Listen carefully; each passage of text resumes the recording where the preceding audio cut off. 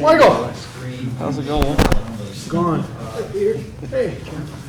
How did you get my email? Yes, I answered that. I need to log into Oh, this okay. and pull It's been down crazy. a shared file. It is logged in, I don't know how you. I just go to the internet and log into my Google account. Oh, underneath? Yeah, it's good. Everything's starting to come together. Everything started, so we're going right. He said the same thing all the time. I don't know why you have to.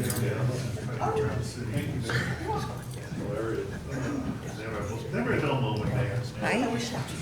Thanks. Yeah. I think they look good. Yes. Whole perspective of the whole thing.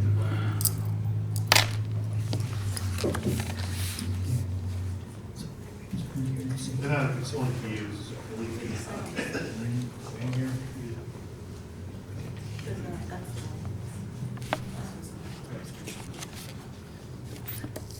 Give me just a second.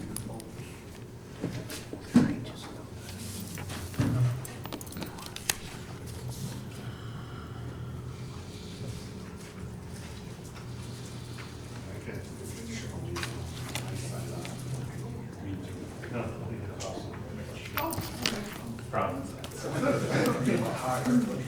Not too bad. Just take it out of the police department. They'll all do.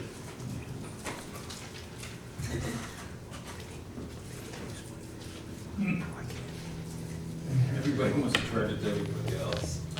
Everybody wants to charge it to everybody else. Put it in the apartment. There you go.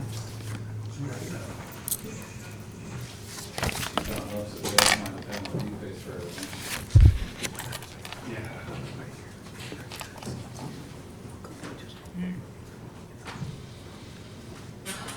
Are you supposed to be at a recital? I'm So sorry, 5 o'clock, a recital? don't ask. Okay. No, it was art show. Adulting is complicated. No. These monstrous chairs. Oh, I thought you were gonna say monster. I mean, I climb over the tables, but I think that might cause some talk. Wow. Well, maybe hurdling wouldn't. Thank you.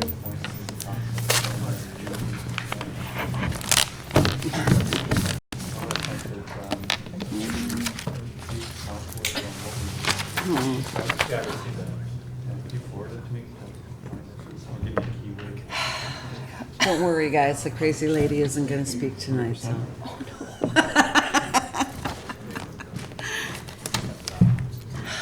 Here, you wanna try your hand at that?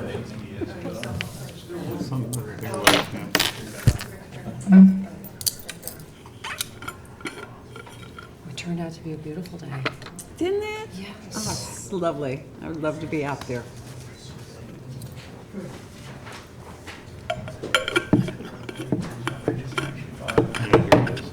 Yep, perfect, thanks.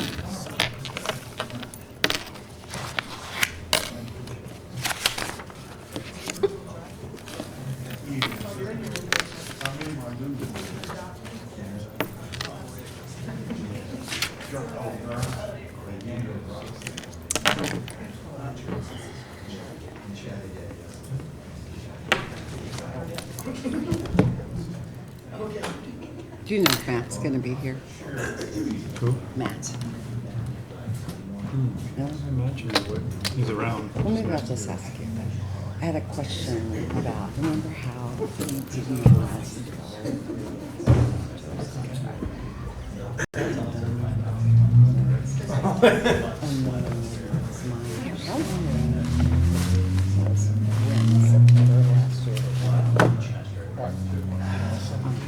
But anyways, my recollection that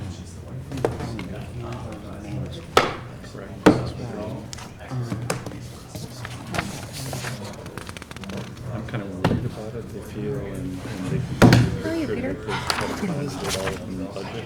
But they've been hiring lots of people, most of them temporary. just Okay. for summer, But they've got teams over all they're doing. And that's right. I'm actually in the red. All right. I think we should have further discussion, Yeah. maybe see Can if you there's buy? some road. I think that's a very good thing for us to do in the long term. But I guess if they Well, you can never figure out, have. I guess if they can show that it We works. can meet Right. Thursday, if Well, you're I available mean, Thursday, because we didn't use I it think as it's notes. important to compare the The previous 20th. terms and then there now, but I mean, aren't we 22nd. devoting additional staff to the installation of the docks at Winston time at low cost and maintenance there, so I mean, overall. Wednesday is. So we're able to do that. I'd like to call to order I'd like to finalize. this month's meeting of the I think that's gonna take. City of Plattsburgh Finance and Budget Committee.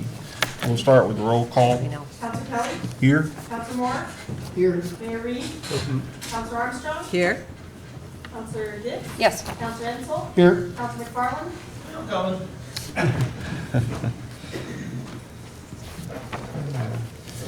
We'll start with reports from department representatives and discussions with councilors.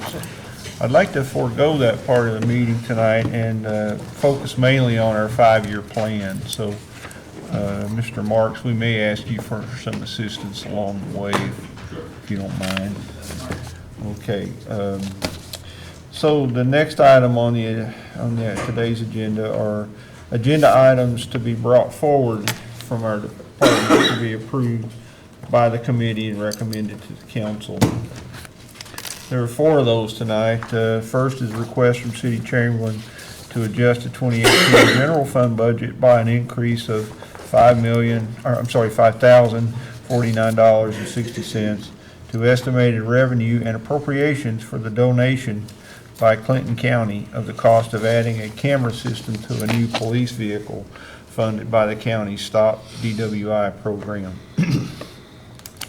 Second is a request from the City Chamberlain to create capital project 85110.68 2019 monument stage for $80,000 as an amendment to the bridge and waterfront category of the 2019 capital expenditure plan.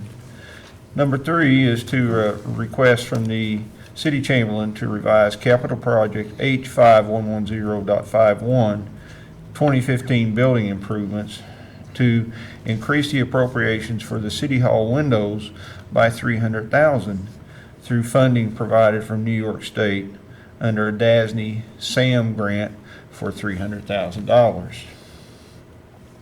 Fourth is a request from the City Chamberlain to revise capital project H5110.65 2018 Arnie Pavone Memorial Parking Plaza to include additional costs for engineering design work, a pre-demolition asbestos survey, and establishment of bid specifications for the completion of the project. We will have a discussion of these items at the regular meeting. So without any further ado, I'd like to make the motion that we move these items to the regular agenda for tonight's meeting. And I need a second. Roll call. Counselor Kelly, Yes. Counselor Moore, Yes. Mayor Reed, Yes. Okay, is there any old business for the Finance and Budget Committee? Any new When the- business? When the time comes after you have a chance to talk to the members, I want to make sure everybody's on the same page with regard to the finances for item number 2 here. Yeah. Okay, okay. We can do that now, or we can wait until the regular meeting, Mayor, either one. If we could do it now, and maybe just spend a few minutes devoted to that, because I don't want to take Sure. away any of your time. I know you've got a lot of work to Yep, do tonight. nope, we can spend a few minutes I talking think about that's a that. good idea. Would you be willing to put up the tent analysis? Absolutely. And is DPW here? Because they gave No. me some of the figures.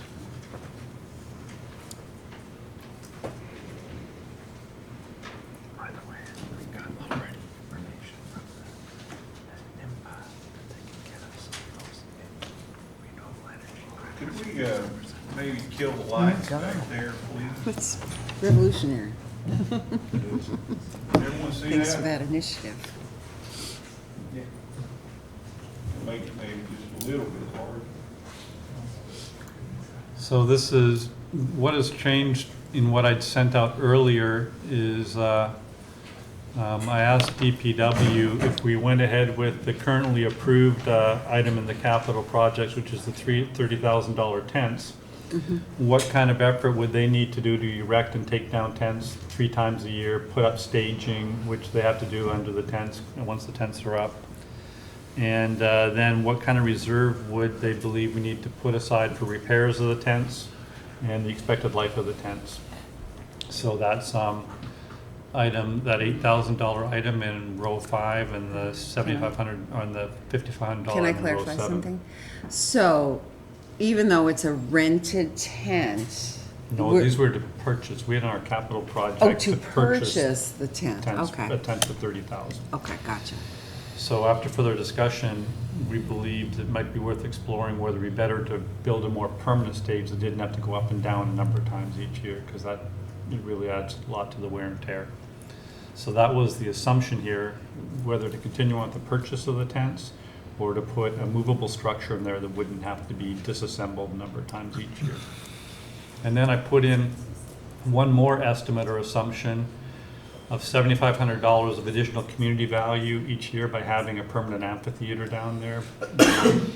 Weekend bands, contra dances, all that kind of stuff. And if we put in those numbers at the cost of capital for the city, and Rich can confirm whether that's an accurate number, the payback period is about 2.4 years. So after about 2.4 years, we're essentially getting the stages for free, and we're not having to pay the various costs of the tent removals and et cetera. If we took out that $7,500 of additional community value by having a permanent tent or a permanent stage for the entire season, that payback period still comes down to under 4 years. I think 3.9 years if you take that $7,500 out. The other thing that we discussed was, first of all, where do we get the money? It's already, we have sufficient funds in the 2019 capital budget by delaying paying for something that we had already anticipated for, even though we still have the work done. But Richard has a better suggestion. We're going to not incur as much in road building as we thought we would. Richard estimated savings, what, about $400,000 in road building? 460. 460,000. It was originally budgeted or estimated at $1,475,000. And DPW list and costs that are estimated is $1,015,000. So 460,000 less anticipated in road building and rehab.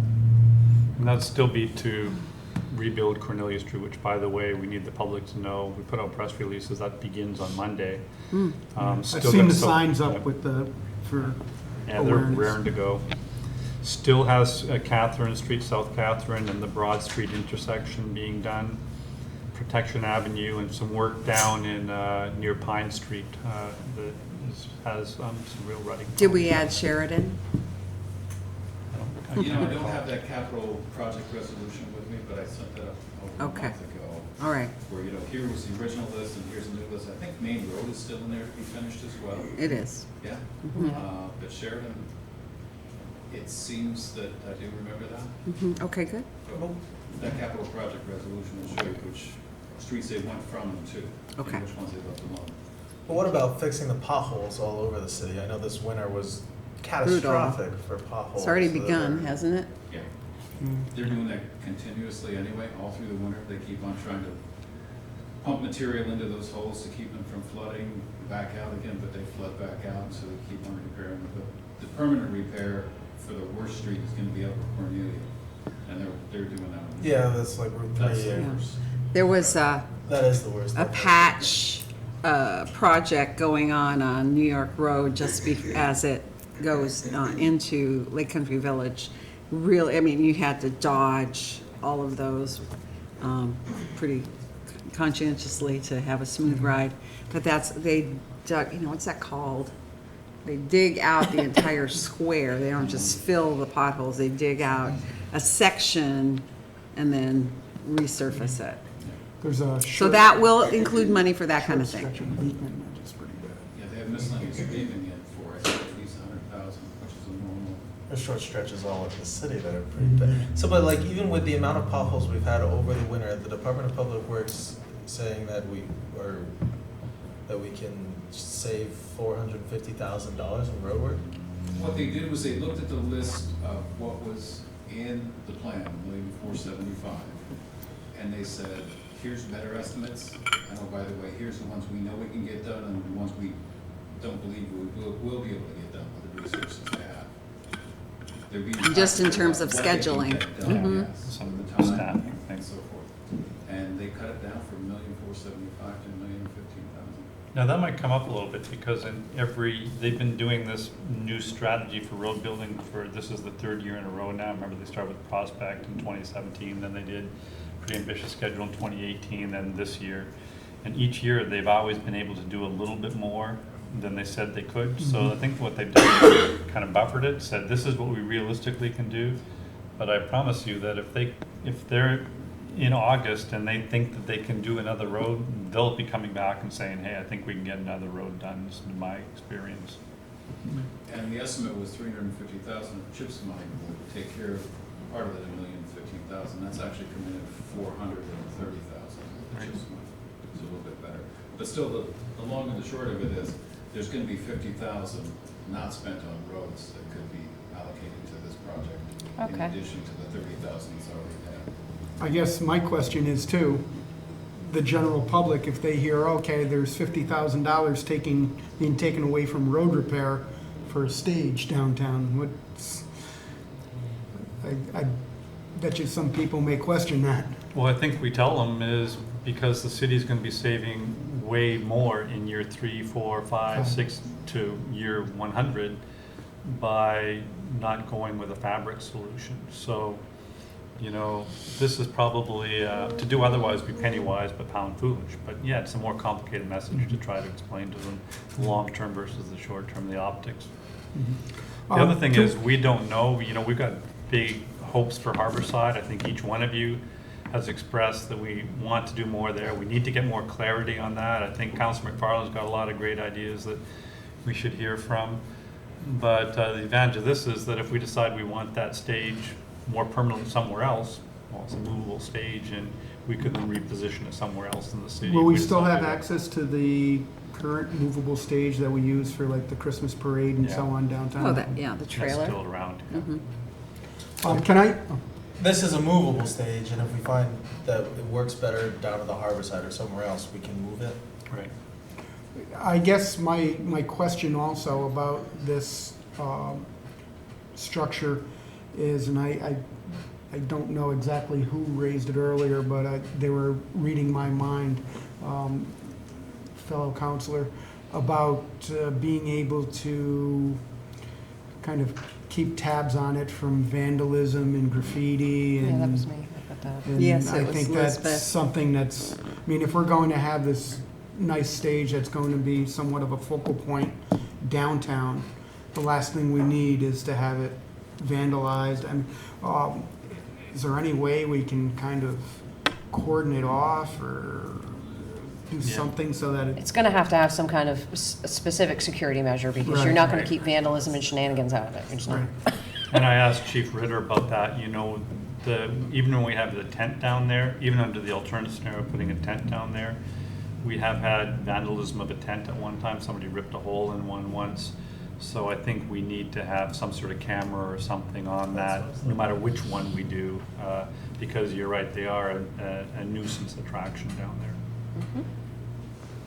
Now, I'm still confused about the 7,500. So with 15 small events, we're expecting to make that much money, like by what, selling tickets or? No, I mean, No. we don't charge admission. Right, you would just make it available, but there'd be a community benefit from it. We wouldn't anticipate putting on a weekly series ourselves. We'd have asked the community to come forward and say, hey, for instance, Dannemora put up a tent last year to play the movie Grease for kids one summer night. So we'd like to see the community using that facility for movies, for et cetera. But that has some sort of value to the city itself. So I was anticipating putting a number in there of additional community value by having a permanent facility rather than temporary. But you could easily take out that $7,500 just put 0 in there and redo the calculation, I think it came down to 3.9 year payback period, still a very favorable payback period, even if you didn't think that that was going to be used much. No, you said there's been requests, so you're saying there's been unmet demand for stage performances in the city. Where, how does the Strand feel about this idea? We would actually hope that they would partner on it. They indicated they may be willing to move their Jumping in July series down and work as a partner with us.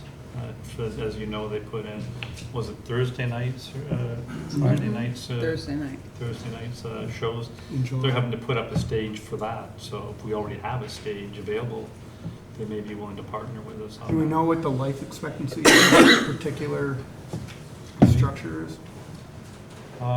Mike or Mike?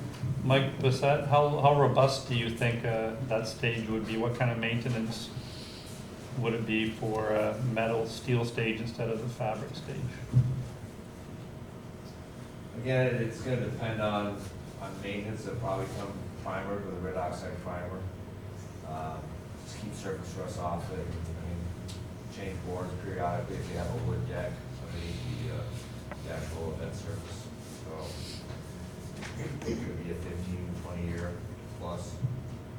Can we see the image that's down below? I think I saw it. A lot depends on routine maintenance. Right. And so what are the panels in the roof made of? The galvanized steel. Galvanized steel? And what would the routine maintenance cost projections of this stage versus a tent be? Not able.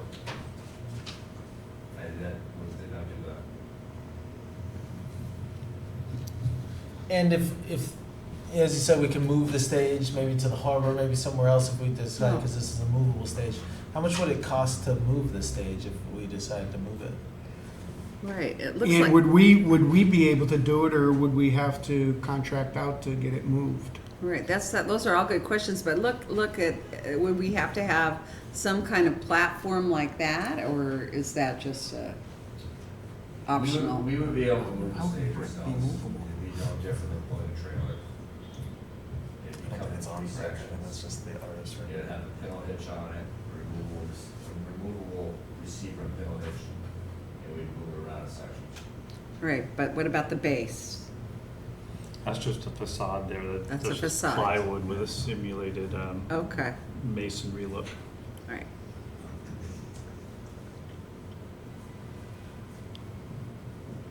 But then you would have to have some kind of platform, if you were deciding that this could move back and forth, or just if it needed to be relocated.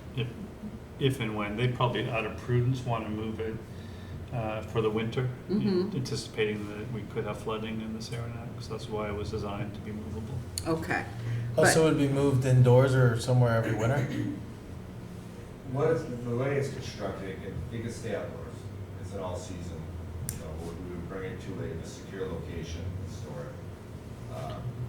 Undercover is preferable, but it can be left outdoors. It's, like I said, steel and And- Again, remember that we do have that other portable stage, that if there was something potentially down at the harbor, I think that would be easier to navigate, to put that up down there rather than relocate this The portable stage. stage isn't really well liked by the bands. It's not really big enough for a good-sized band, the types that we try to attract for the big events. It's fine for small little 3-4 person bands. I think Lucid managed to play in it once, but it's kind of inadequate. And it's getting pretty old too. Yeah, that I will agree. But basically, what I'm hearing is that the benefits of this stage are that it will be up so we can have more events that use staging, and rather than set up and take down a tent, and that the cost of this one outspread over 4 years would actually bring savings to city taxpayers instead of having a tent that goes up and down 4 times a year, 3 or 4 times a year? 3 times a year, yeah, correct. So I guess it comes on whether there's the demand for all those events, or all those little band events and stuff like Which, that. if you didn't calculate that, would Well, you didn't- bring the total time to regain our costs 4 years 4 rather years. than 2. I'm going at the 4 years, so, Yeah, you're just gonna assume that. yeah. And does the tent get a lot of wear and tear on it being taken down 3 times a year? Yes, maybe? No? We don't put the tents That's up, not our the tent. it's not ours. So you would Oh. have, no, but if we were to purchase them, I think that's your Again, question. I cannot speak to tent wear and maintenance because we don't have no experience in that. Right, This is Of course. something- And then you would still have to do the platform for the stage, Right. besides the tent. So I'm seeing cost of erection and tear down, and these are DPW figures. So who would be putting up and taking down the tent 3 times a year? Well, these guys certainly aren't relishing having to do it. When the $30,000 was put in the capital plan, I don't think anybody really checked with DPW and said, do you guys have the resources to be putting this thing up and down a lot? Well, let me ask you, Mike, do you have the resources to be putting up a tent 3 times a year? We do a lot of things. and that Pitching would be an tents isn't one of them. additional thing. If we're putting a tent up, what aren't we doing? That's the question. There you go. They have been putting the stage up, once the tent goes up by another company up until now, they have been having to go and put the stage up, and that's been pretty annoying for fear of lost fingers and all that kind of stuff. They don't enjoy doing that part either. Remember one year we got the other tent was ripped, remember somebody took a knife to it? Yeah, that was the first weekend's tent. Right. Yeah. Mhm. No, Mike, it was talked about a little before you got here, that Oh, God. money could be The found tent in the roads to fund the $50,000 this year because the estimates for road repairs were going down. Yes. Yeah, The original plan was $1,475,000, yes. and the estimates that you and Mike put together on list of roads is now $1,015,000. So it's $460,000 lower anticipated spending. Yes, that's right, we talked about it. Yes. But we do want to leave some of that in there just in case, and Oh, yeah. I said before you came to the council that if you guys got all your roads done and you thought you could do one more, knowing you guys, you'd like to have that budget there and available, or at least Yeah. some of it, to do a little bit more. So we don't want to take that money away from you, but No. Well, I just want to make sure, because I know this was a very tough winter as far as potholes and stuff, that, because I thought that number would be going up, to be honest. So I just want to make absolutely certain that, that the Department of Public Works has the resources it needs to be able to address the issue of fixing potholes. And certainly road repair goes into that, but also other roads that aren't scheduled to be repaired. We're doing it right now. Okay? So this project wouldn't hamper you in any way in that. As far as potholes, I don't believe so. What we budgeted for this year's capital work is a very ambitious schedule.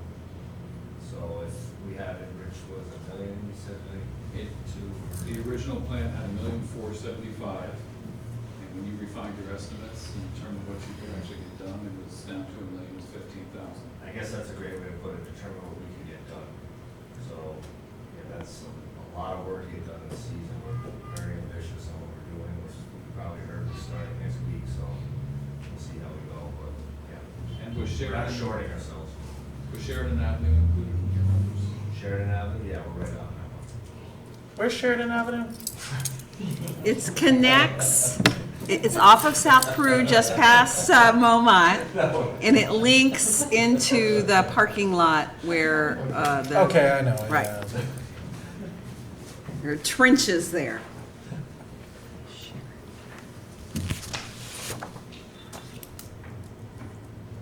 Thank you. any other new business? That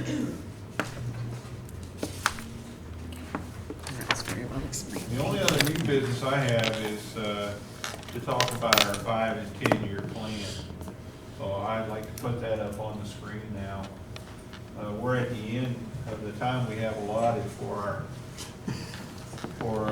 Budget and Finance Committee meeting. So I'd like to adjourn that meeting. Or and then do you want to use just continue on? I don't There's know no if we need need a for work executive session. Any need for a work session or an executive session?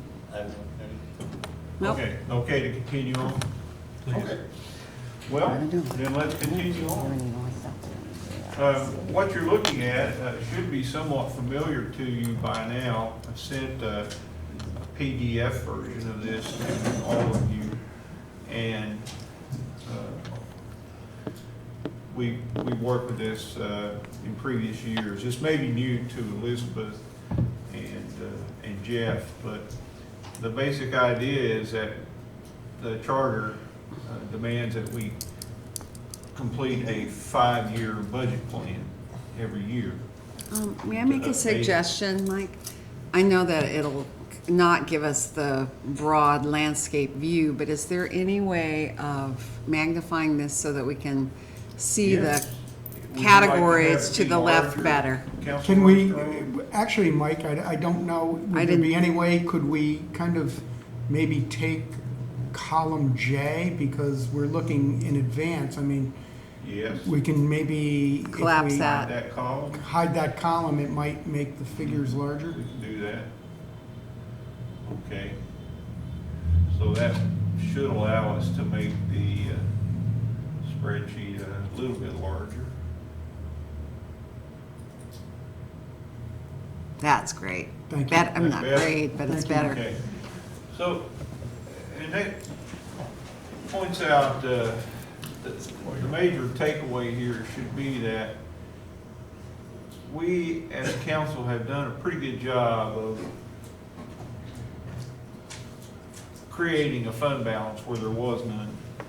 As you can see in the end of year 2018, we had a fund balance of almost $800,000.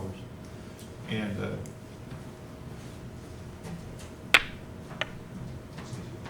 our budget for 2019 calls for a smaller increase in the fund balance, but that will bring us to over $1 million. So we're about to enter the territory where we begin to feel less unease. Comfortable? No. Less unease? Yes. But then in the year 2020, the year that we are preparing a 5-year plan for now, you can see that even with $550,000 in cuts, if you look at lines 44 and 45 down below, if we manage to find $550,000 in spending reductions, we still end up with a deficit. And you might ask yourself the question, well, why? Why can't we get on top of this? And it's mainly all of the usual suspects. It's things like the cost of health care, the cost of procuring equipment and supplies, and then the cost of increased payroll. So we will be at a point in 2020 where we actually start to deplete our fund balance again, and you can see us getting down to below $1 million at the end of next year. And then, unfortunately, the scenario continues. Again, if you look at lines 44 and 45, across the way there, we need to make significant cuts, or we end up with a negative fund balance in the year 2022. So the message there is that we bought some time and we've injected a whole lot of discipline, but there are still areas where we need to find savings in order to keep the city solvent. And that's what I would challenge the council to do at this point is, where do we find the kinds of savings that would make our surplus a positive each year, no deficit, and then to grow our fund balance over the years? How do we continue to do that? And the kind of things that come to mind are not pleasant. There are scenarios in which we could have another repeat of the 2017 financial reorganization. That was difficult, but that's the scope and scale of change that we need. Mike, can you just remind us why the negative 1.8 in the mill rate? Oh, yes. Oh, good question, Peter. That should be explained. You can see up above on line 5, the property tax base increase is 4.3%. That is the estimated amount that our property taxes have gone up this year. Now, in order to keep us within the state's mandated tax cap, we will have to deliver a negative tax increase. Okay, so our mill rate will have to go down. And that 1.8. factors in the current reassessment as well? Correct. That's factoring in the current That's what's reassessment? causing it. Yeah. And you're factoring in keeping tax revenue approximately the same. I see it's going up a little bit on number 38. But Yeah, the tax cap basically says the combination of the increased assessment and the mill rate, you add those two up, it can't exceed, what, 2.5%, Richard, was the estimate? Yes. So if one of those numbers is above 2.5%, the other one has to be negative to make sure they sum to 2.5%. So because it's the 4.3% increase in the tax base, we have to give back 1.8% of that in a mill rate reduction to keep us at the tax cap. but the 1.8% decrease number was to essentially try to keep property revenue coming in the same from property taxes? Yeah, property tax revenue cannot increase by more than 2.5% consistent with the tax cap. So because the assessment is pushing property tax revenue up higher than that, we have to stay under the tax cap, actually give back some of that in the form of a mill rate decrease, the way the tax cap formula works. So is that increase in item number 38, is that a 2.5% increase from 2019 to 2020?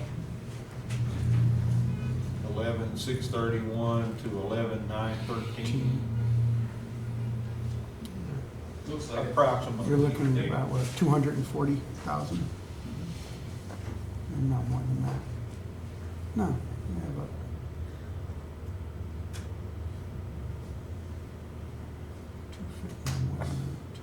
So,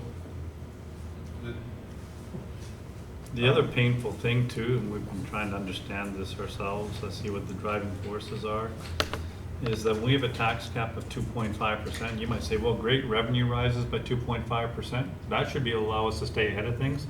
But no, only property tax revenue rises by 2.5%. That's only half of our general fund revenue source. The other half is AIM from the state, it's in fees and et cetera, and those are flat. So those aren't going up by the same 2.5%.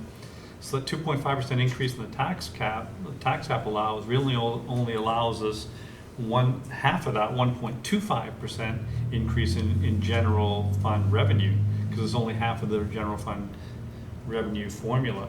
Which And doesn't that keep up AIM with inflation.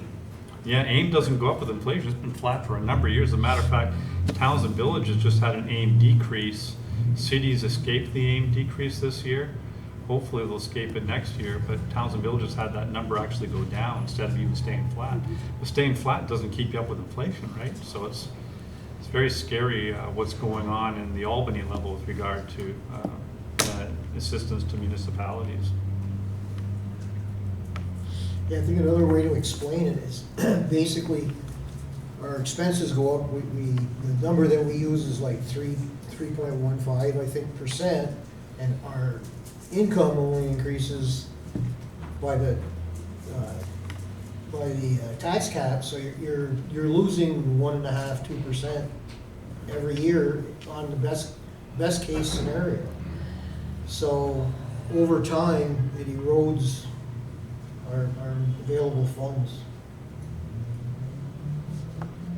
So, yeah, that explains to a large extent why that deficit number keeps increasing each year in spite of our efforts to cut costs, which we've done a tremendous job of. But as you can see, it's just not enough. We can't keep up with the rate of inflation. So, you know, the doom and gloom scenario is, well, in a couple of years, 2023 or so, we're going to be insolvent. There'll be no getting out of this hole we dug for ourselves. And, you know, the city will be forced to dissolve. But there are a couple of good things that could happen. One would be to find ways to drastically reduce expenses over the next couple of years. And then there's also the hope of the DRI kicking in and adding to our tax base and increasing the number of residents in the city and the number of residences in the city, and therefore increasing the tax base. So, I mean, there are things we can do and things to look forward to. Mike, I got a question for you. So based on the additional permanent proposed reductions, line 44, so between 2020 and 2022, even if we find $1.15 million in permanent cuts, we still end up with a negative fund balance at the end of that of $867,000? That is correct. That is correct, Matt. You can see that we're in a pickle here. And Jeff Moore and the mayor and Richard Marks and I have been talking about this a lot in the last few days as we see these grim numbers in front of us. And the point that Jeff made, and I think it's a good point, is that if we're going to do something to stop this slide, we need to do it now. It needs to happen this year or next year at the latest. And we believe that we can look at every single operation in the department, in the city, to see which ones are increasing revenue, which ones are absolutely essential, just to do a really hardcore business analysis on all of our operations and see where the biggest drains are, basically, and where we can begin to make changes to save those money, to save money. Some thoughts that come to mind are the Crate Center, I've championed that, I know. the gym, the library, the marina, staffing, our fire department situation, reductions in IT expenses, anything and everything is up for grabs here. So, I don't want to alarm anybody, but I do want to be truthful. I do want to let you know that, this is serious, and we do have to find ways to operate more efficiently, or we can't continue to operate. So, as a governing body, the council is responsible for this budget, and anything that we can do to make it work is good, and it will pay dividends to our taxpayers if we can just continue to operate less expensively each year and deliver a balanced budget. But it won't be easy, I promise you that. It'll be the hardest thing that we've ever done, most likely. But I want you to begin to think about it and think of your own ideas. Where are we? Bleeding red ink, and where can we save money? So, Could I reframe a couple of things? First of all, if we can manage to grow, if the DRI is successful in its goal of attracting more people, et cetera, if we can make sure the retirees can keep living here, et cetera, maintaining or getting growth instead of a slight population decline is going to help an awful lot. So I think there are things to be hopeful for, but we can't bank on hope. And with regard to the various things we probably ought to look at beyond our essential services, I mean, we need roads fixed, and we need water to run through our pipes, et cetera. We need police and fire. But those other things, we need to find partners, perhaps. You mentioned library. I know there's been a lot of talk on working with the library to create a more of a county library, but not get rid of the library. Same thing with the gym. If we could partner with a YMCA or the Rex or the Crate Center, I know they're talking about this new recreation complex out towards there. Partner with them. Let's figure out ways maybe to partner, private-public partnerships, public-public partnerships to do these things, because I don't think anybody wants to see those services go away. We just have to be more clever in how we do it and who funds it. Thank you, Mayor. Is that fair enough? One thing I'd like to comment on too is, you know, in the past, we kind of made decisions not based on numbers necessarily, like we're gonna need really accurate numbers so that we make good decisions, like where are we okay, where some opportunities may exist. It's not exactly panic mode right now, but we really need to do something going forward. And I know as a counselor, I don't feel that we have accurate information all the time, and I'm not, you know, trying to single anybody out or anything, but we need the numbers so that we can make good business decisions. That going forward, we need to go ahead and find our opportunities, and this is our opportunity to really do something really good for the city if we can get those things together. I think you've been, Councilor Armstrong, been asking for an analysis on the Crate Center for a number of years. Is how much we're making, how much we're losing. If we do those analyses, we may decide or determine that Crate Center is actually very profitable. We need to know that kind of stuff though, so we can make good decisions. So I think you're saying we really need to do a business analysis of each of our various associated entities and try to figure out which are the ones we want to augment and which are the ones we want to look for partners in, etc. And I guess we don't know quite how to get that done, but I think we have to figure out a way to get that done. To make a plan. Yeah, we have to have a plan for that. Yeah, and speaking of tools, I just wanted to let the council know that our 2018 5-year plan, we projected $500,000 in surplus at the end of the year. And the actuals were very close to that. We ended up with 444,000, almost 445,000 in actual surplus. So that tells me that this tool is fairly accurate. And we've done a very good job of predicting unfunded liabilities that we know are there. It's just a matter of learning how to deal with them and make sure we get them off the books. And the council and our finance department, all of our departments have done a marvelous job with that, and it shows. You know, it shows in our fund balance that we have had success. So there's no reason to believe we can't continue to have success. We can do it.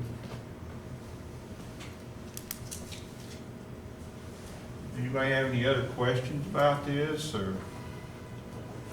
Well, by what process and method can we begin searching? I mean, I know the next step will be for the mayor to produce his own budget, but I mean, is there anything the council can do to, you know, proceed with the appropriate analyses in order to get the information that could aid the mayor as he makes his first attempt? I mean, and, you know, can we make a plan to, or, you know, conduct these analyses in a fashion that will assist the mayor?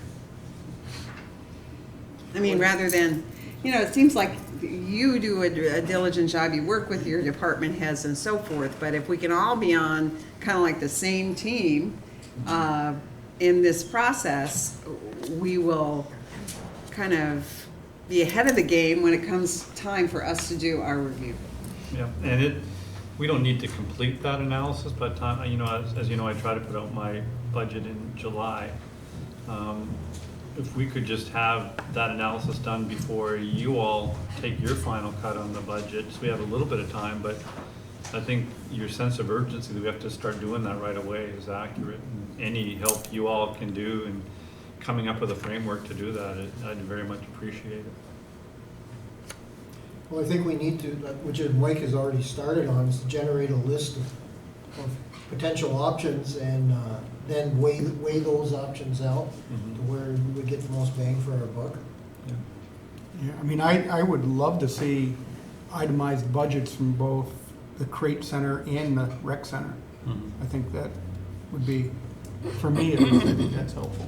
Well, you know, I mean, when you consider the fact that we often subsidize that fund, Right. you know, on a regular basis, I think that's a really appropriate place to look. Yeah. Mayor, may we ask then that Mr. Marks prepare those documents for us? I think he's gonna need help. I think it's a pretty mammoth task. On top of everything else. Right, maybe what we can do is Chamberlain Marks and Matt's team and others can assemble and try and come up with a plan and then let you know in a week or two how we think we can get that done. But I wouldn't want to lump it on any one entity right away just because there's a capacity problem. We need to make sure that some entities have the time to devote to do the thorough analysis. Right. But if we could all meet, I'm sure we can come up with some sort of a plan. And if any of you want to participate in figuring out how to put that plan together, I invite you to.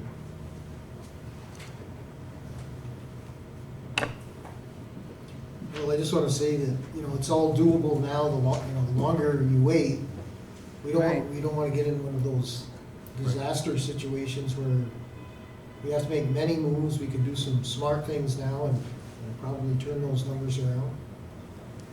Yeah, time's on our hands. We've got a fund balance that we know is gonna last for at least a couple of years. It's just a lot easier to try and anticipate what to do at this point, put it in place over the next couple of years than to get up to 2021 and 2022 and say, holy cow, what do we do now? You know, we really need to start thinking it through now. And I imagine, I hope potentially in June at next month's Finance Committee meeting, we'll have an idea as far as how we're tracking at the 6-month point. Not quite From the the budget. 6-month point next time. Well, it'd be for July. July, yes, absolutely. And Chamberlain Marks puts out that every month for the department heads, and we're performing pretty close on budget, slightly favorable to budget, if I recall. And as you know, the budget was ambitious, difficult, but all the departments are performing well. I just want to make one point because we are focusing on rec facilities. Because of the seasonal nature of a lot of their operations, I would recommend that a full year be given, because if you do July through December, you're going to get a half of an image of. But we have trends that we can look at as well. Yeah. Josh Kretzer asked for like a balance sheet on the crate about a year ago when Mike Bissett made With the roof. the roof analysis. Do we have any numbers from the last year? Yeah, we do. Won't be hard to put them together. So, you know, I'd like to leave the tone as hopeful. First of all, there are things that we think are, you know, the quality of life stuff with the DRI is good. It's just, to me, it's powerful to look at these numbers, understand some of the headwinds we have to overcome and start planning for them.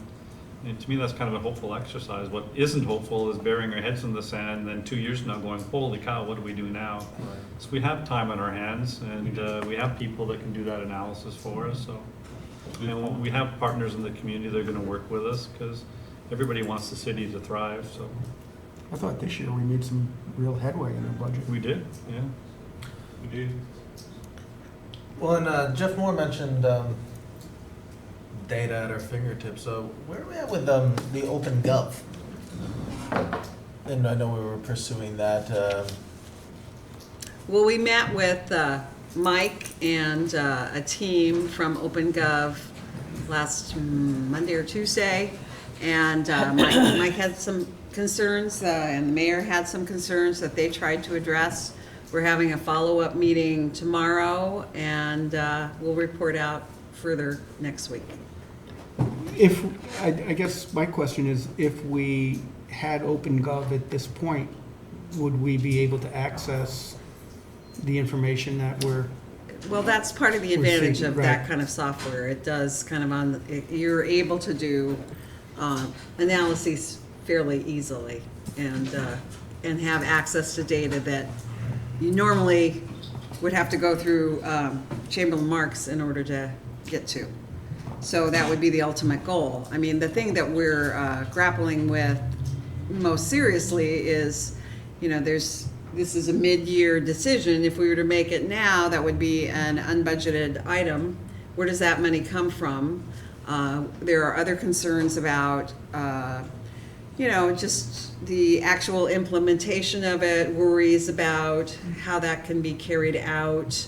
And so it would be an investment, as far as I'm concerned, it would be a positive investment, but it may be something, I don't know, Jeff, you can chime in anytime, that we need to budget for in 2020 rather than go ahead with now. I mean, that seems to be the drift of the conversation, but we'll meet again with them tomorrow and we'll report it back to you next week. Well, I have to agree with the mayor. If we do take on something like that, we have to find a place, the money for it, so that we would have that. So that's, I guess, where we're at Yeah. right now. I wish it was as easy as finding money for a permanent tent, but it may not be. Okay. Any other questions or concerns about our 5-year plan as it stands today? It's supposed to be on the books by June 1st, so today's the 16th. I guess we'll have 2 more weeks to work on it.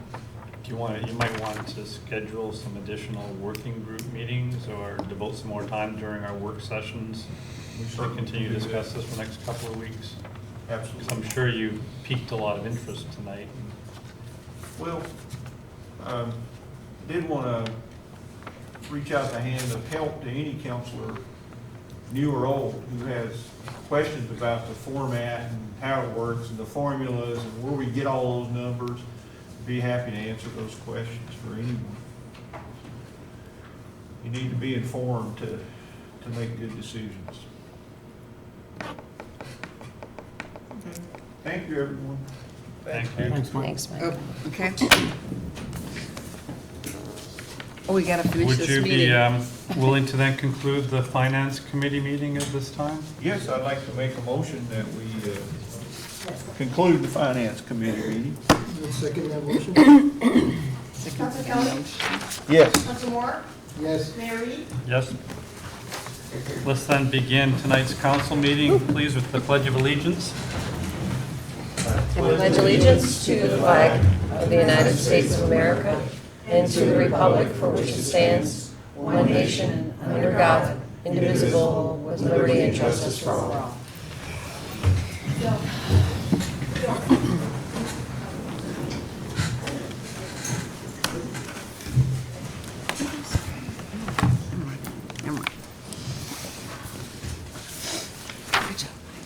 I'd like to begin just with a couple of comments. First of all, I'm sorry, roll call. Mayor Reed. Present. Counselor Armstrong. Here. Counselor Kelly. Here. Counselor Gibbs. Here. Counselor Insel. Here. Counselor McFarland. Here. Counselor Moore. Here. A couple of comments. First of all, you all have been tracking the fire on Momont Street or across from Momont Elementary. As you saw, everybody got out safely.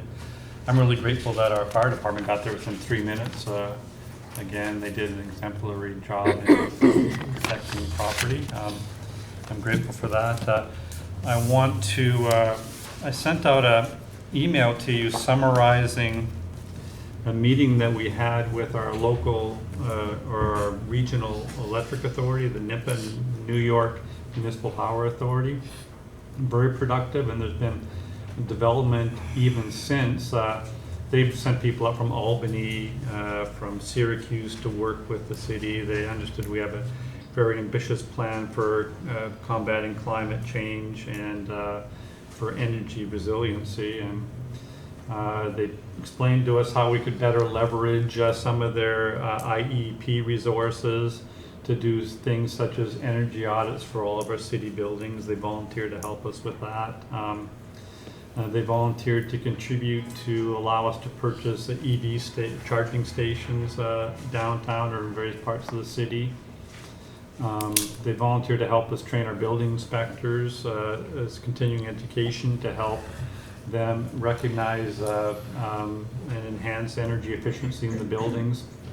They may be willing to pay for upgrades for some vehicles that we may purchase to move them from gasoline to plug-in or plug-in hybrids as well. Our city's only 5.1 square miles, so a car goes a long way, and then one electric charge probably goes for a few days in a city as small as ours. So we're looking to do that.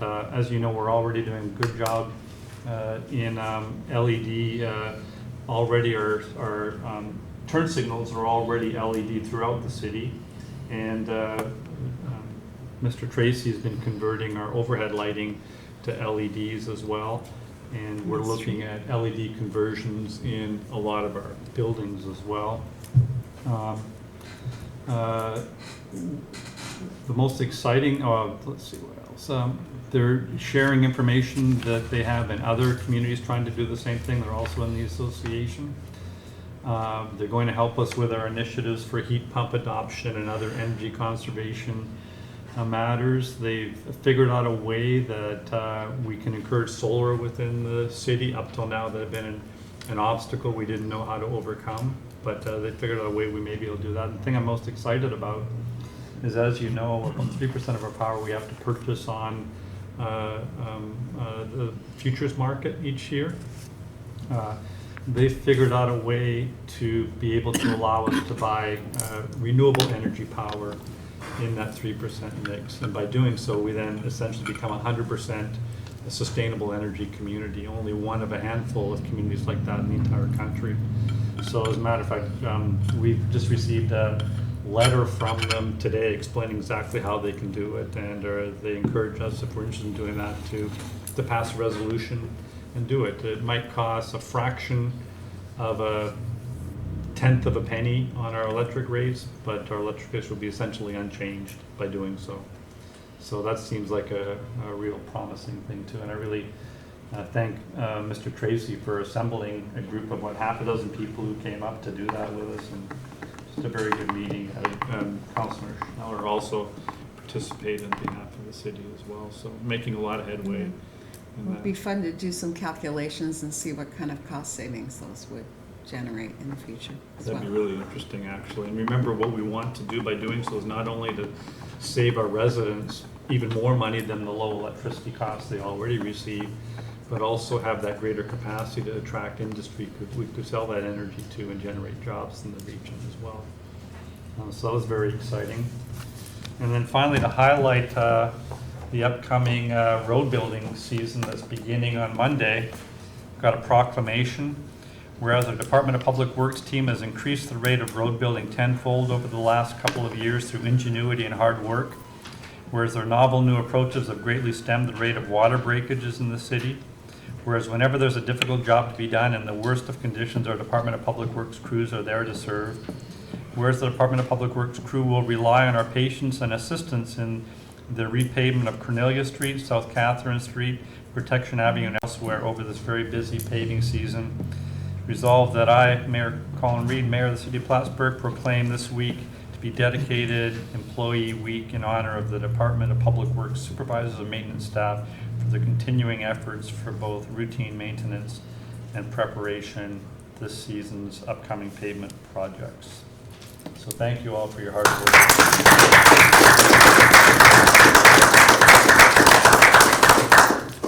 Nice burgundy folder suitable for framing, Mr. Brody. He doesn't have any room on his wall in his office for Yeah. anything. So that's all I have tonight. Resolved that the minutes of the regular meeting of the Common Council held on May 9th, 2019 are approved and placed on file among the public records of the city clerk's office. Moved by Councillor Gibbs and second by Councillor Ansel. Discussion? All in favor? Aye. Aye. Opposed? Passed. Resolved that the payrolls of the various departments of the city of Plattsburgh for the week ending May 15th, 2019 in the amount of $147,306.70 are authorized and allowed, and the mayor and the city clerk are hereby empowered and directed to sign warrants drawn on the city chamberlain for the payment thereof. Moved by Councillor Kelly, second by Councillor Gibbs. Discussion? All in favor? Aye. Opposed? Passed. You have your various reports. I think in there was the building report that Councillor Gibbs, I think, had asked for to be included, and it isn't in quite yet, but it will be next week presumably then. They're starting to generate that again. So I can't recall who had asked that for the reports that Councillor Moore? Okay. So that should be ready for you for the next meeting with that. And what is the report? What is it? Building inspector. Building inspections, code enforcement, Oh. that sort of stuff. They had a change in staff down there, so I think that had just fallen through the cracks and hadn't been issued for the last few months. Any additional committee reports, beginning with governance strategy and city operations, Councilor Armstrong? Yeah, I met with Mayor Reed and Dean Schneller this week, and we progressed in our talks about how the Plattsburgh Sustainability Task Force would be formed. And we expect that a resolution will come to you next week, and I will suspend, any further details for now, but that's coming. And I was really happy with the conversations we had, and I'm excited about the potential for really creating a sustainable community. City infrastructure, Councilor Moore? Well, I just had one thing, and it's okay, it's my opinion, but I attended this streetscape meeting this Monday, and I noticed on the plans they had a water artifact included in that. Well, I think it would look pretty and all. I think it would be a high maintenance object in the park. And I guess when we consider anything in there, I hope that we consider the maintenance of it, because we don't want to have something that's going to cost a lot of money and a lot of manpower to be working on it. I know one thing that someone else mentioned to me, having a little stage there for, street performers that, sort of like what they have at the farmer's market, or they used to have at Downtown Rising, a small area where they could do that. It would kind of add a lot of atmosphere and be very easy to maintain a flat surface there. I think Councilor Kelly was the one that suggested that, but, I hope we take maintenance into consideration, because, oftentimes we put things in that really look good, but, Right. is it gonna cost us a lot of money? That was, to maintain? those considerations were really valuable. I'm glad you brought them up. Maybe we I take think the we should put a coldness splash and pad there, in terms of budget. zero maintenance. And Director Miller brought that up earlier, I think is going to meet with the two mics and discuss maintenance to make sure that they have the capacity to take care of whatever we put in there too. So we'll report back to you on that. Finance and budget, Councilor Kelly? Well, we had our meeting just a few minutes ago, and I'd like to point out that the council's 5-year plan just refers to the general fund, that the other funds in our city are quite healthy. One exception might be the water fund, but I even noticed in Mr. Mark's report that year-to-date that water fund's even looking pretty good, with greater revenue than expense. So don't dismay too much when you see those numbers. There are plenty of ways that we can come out of that and deliver a wonderful, livable city to our taxpayers, and that's what we're going to do. Thank you. Public safety, Councilor Gibbs? So, I've been continuing to make phone calls to some municipalities and look into what others are doing about their animal control and nuisance and so forth. And I did forward the mayor a link that I found on the DEC website on, they use the acronym REPEL, what homeowners can do to discourage nuisance animals. And so I asked the mayor to put that up on our website as a resource, so homeowners know what they can do to discourage animals that they don't want around their home from coming there. I thought that was a really quick and easy little resource, so thank you for doing that. So I'm going to go ahead and call the existing DEC officers that are listed on the, DEC nuisance control officers that are listed on the website. Got permission from the mayor and Dean to go ahead and do that.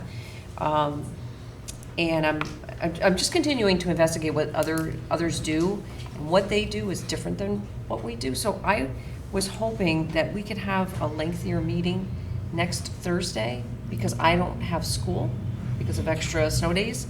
So I talked to Councilor Edsel about that. So I'll send an email out to Beth about that, because I'll have all day Thursday, because I won't be in school, so. I'm hoping Would we you can- propose and like to begin a little earlier and just move our whole Thursday afternoon schedule up a little bit to 40 more? Well, I would like to have some time to finalize anything we're gonna do about the animal control contract once I have the rest of the week to make the phone calls, and I've got some ideas about what I think maybe that should look like. So we can do that during the regular meeting, because next week will be our public safety meeting. What do you think, Councilor? As I said, I have to go to Burlington, and I don't know exactly what my return time will be, because it's kind of open-ended. Can you still make a 4 o'clock pre-meeting? Hopefully I can, but the issue is my car has to go over, and you never know when it's Okay, going well, to be. why don't we keep the 4 o'clock pre-meeting then, because Councilor Ansel can't come sooner.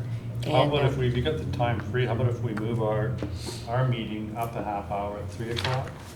And then we'll be prepared as early as 3:30. 3:30? I can do that. In case it works for you all. Yep. And if it doesn't, don't worry about it. I will keep you abreast of it. It's Okay. going to be in first thing in the morning on Thursday, so hopefully. Okay. And I think that's all I have for now. Thank you. Let's see, Plattsburgh Public Library, Councilor Rensel. No report at this time. And MLD Board President, Councilor McFarland. Yes, so there were some updates, but the mayor gave a pretty lengthy update during his comments, and I can't say it better than him, so I will leave it at that. Right. Thank you. Resolved, the We are reports next week. as listed are hereby ordered received, and any written reports are placed on file among the public records of the city clerk's office. Moved by Councilor Armstrong, second by Councilor Kelly. Any further discussion? All in favor? Aye. Opposed? Passed. No correspondences, recommendations from boards at this time. Please continue. Resolved that the bills ordered by the Common Council for the week ending May 17th, 2019, in the amount of $891,275.76 are authorized and allowed, and the mayor and the city clerk are hereby authorized and directed to sign warrants drawn on the city chamberlain for the payment thereof. Moved by Councilor Kelly, second by Councilor Ensel. Discussion? All in favor? Aye. Opposed? Passed.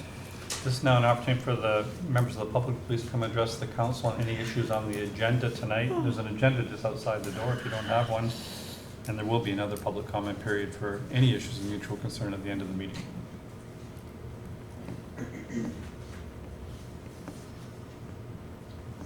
Seeing none, let's continue, please. Resolved in accordance with the request, therefore, the Common Council approves the city chamberlain to adjust the 2018 general fund budget by an increase of $5,049.60 to estimated revenue and appropriations for the donation by Clinton County of the cost of adding a camera system to a new police vehicle funded by the county stop DWI program. Moved by Councilor Ansel, second by Councilor Moore. Discussion? So this is a, oh, You disappeared. but this is a dash cam on a city patrol vehicle? Richard, would you know the details of that? Don't know the details, know we've got the money. I'm not sure how expensive the camera system is, but we already have the funds. The funds I were, would assume it's a dash. no, the funds were provided by the county? Yep, we've got them already. That's all I need to hear, really. Roll call? Counselor Armstrong? Yes. Counselor Kelly? Yes. Counselor Gibbs? Yes. Counselor Ensel? Yes. Counselor McFarland? Yes. Counselor Moore? Yes.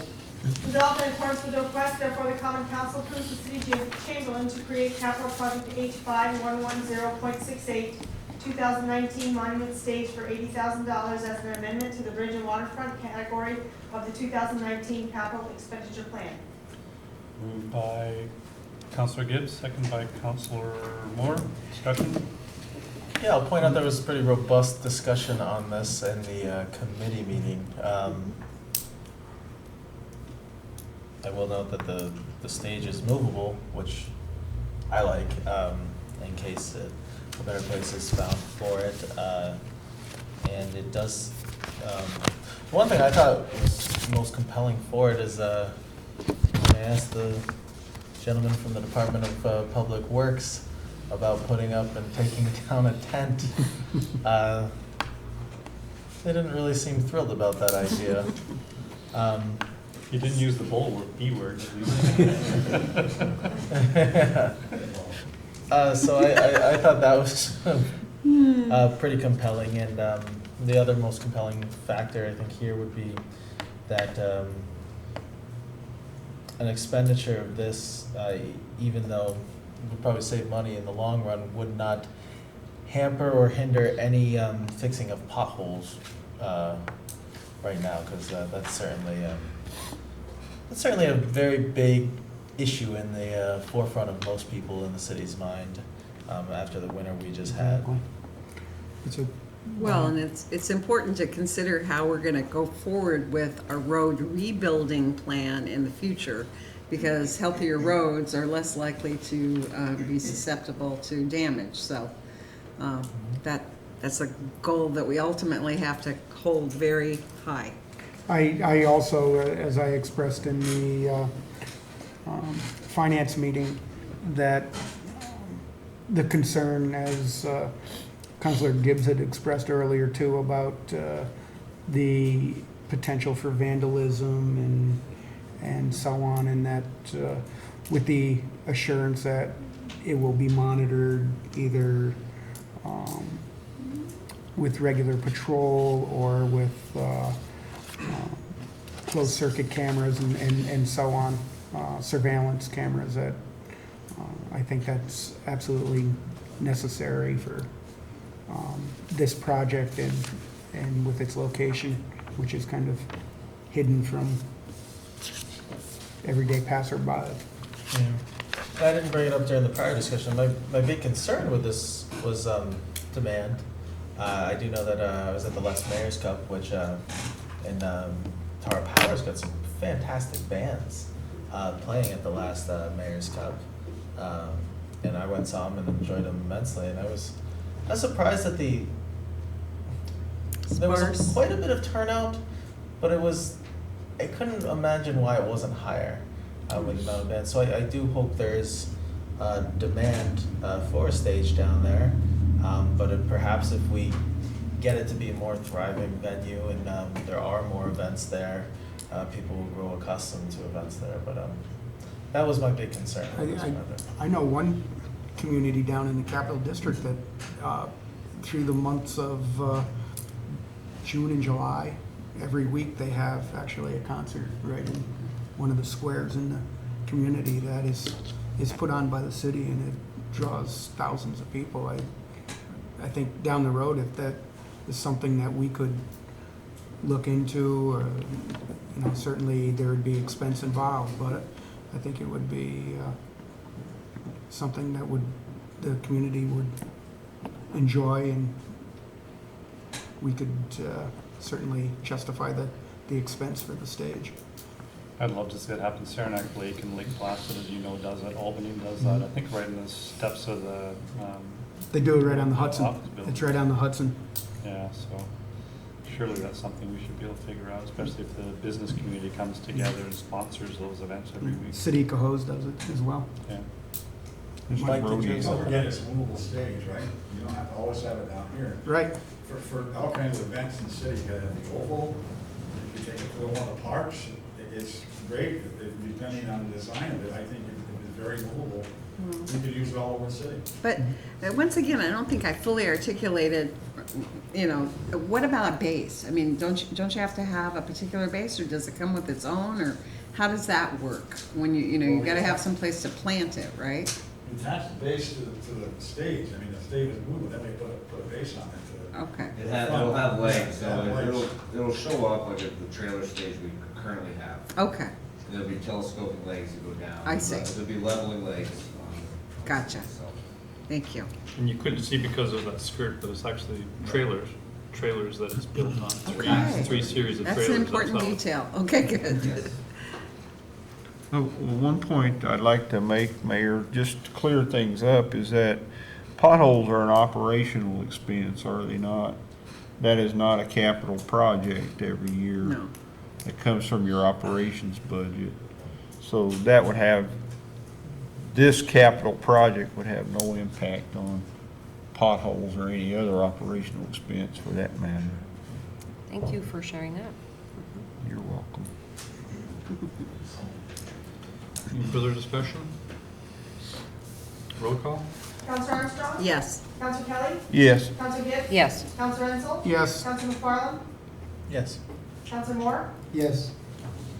Resolved in accordance with the request, therefore, the common council approves the city channeling to revise capital project H5110.51, 2015 building improvements to increase the appropriations for the city hall windows by $300,000 through funding provided from New York State under a DASNY SAM grant for $300,000. Moved by Counselor Armstrong, second by Counselor Gibbs. Discussion?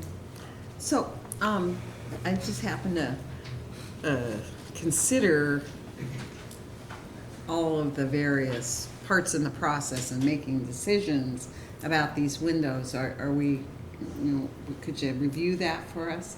Sure.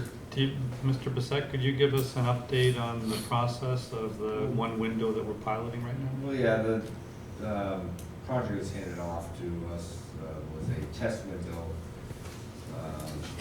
to give us an idea of what would it take to rehab all the windows in City Hall. So we took not the worst window, but not the best one. We took an average window, one that had broken pane, showed certain surface defects that were detectable. There was a specification written by AEDA, and a bid document. We put it out to bid. We received 2 bids, and we awarded to a low bidder. And currently the windows have been taken out, and they're struggling mightily to get the actual window rehabbed. They have the paint off of it. Getting replacement glass for one pane has been a struggle. So we're getting through it, but we're trying to get a completed product so we can look at it and make a determination if indeed we want to rehab these windows or if we want to go a different route. Right. And what are the other options?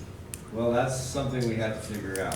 Again, this is a project that was handed off to us, and we have to figure out whether we're going to be allowed to do replica windows, which I would. Right. Which would be less expensive, prefer, but correct? There are obstacles to that. So I think first things first is to complete this window, look at it, see if it's what we're looking for. If it's not what we're looking for, then pursue the option of replicas. Thank you. Consistent with SHPO too, of course, because it is a historical building. Did you want to add something, Mike? I have an example of what I think is replica windows at a certain building close to here. It's a historical building, in fact, it's one of the most oldest historical buildings in the city of Plattsburgh. There's one of the original windows. See what it looks like? See what the council? See what it looks like? And here's a replacement window. Not a lot of difference, huh? Undoubtedly, this building had to go through the same process of replacement, going through SHPO and all of that, correct? Oh, that's the Kent Lord House, isn't it? Yes.